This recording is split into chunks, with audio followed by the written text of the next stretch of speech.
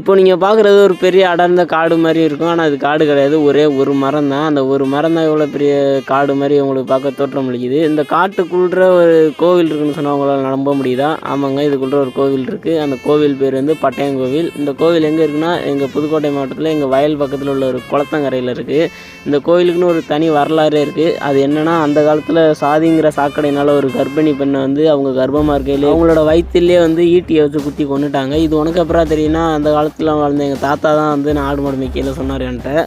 அது வந்து அதோட சாபம் ரொம்ப நாள் நீடிச்சு மழையெல்லாம் இல்லாமல் இருந்துச்சு. சாமி பார்த்தப்ப இந்த மாதிரி எனக்காக ஒரு கோவில் கட்டுங்க அப்படின்னு சொல்லியிருந்தாங்க. அப்போதைக்கு வந்து இந்த மாதிரி கல் ஊன்றது தான் ஒரு கோவில். அந்த கோவில் கட்டி பூஜை பண்ணி வந்திருக்காங்க. பூஜைனா சாதாரண பூஜை இல்லைங்க. ஒரு செனை ஆட்டை, அதாவது ஒரு கர்ப்பமாக இருக்க ஆட்டை வந்து அறுத்து அதுக்குள்ளே உள்ள குட்டியை வந்து சாதத்தில் போட்டு பிணைஞ்சு ஒரு சட்டியில் வச்சு படையல் வச்சாங்க. நான் சின்ன பிள்ளையா இருக்கும்போது இதில் வந்து பொங்கல்லாம் வச்சு சாமி கும்பிட்டுருக்கேன். நானே சாமி கும்பிட்டுருக்கேன். ஆனால் இப்போ வந்து வைக்கிறது இல்லை. காரணம் பங்காளிகளோட ஒற்றுமை அந்தளவுக்கு சூப்பராக இருக்குது.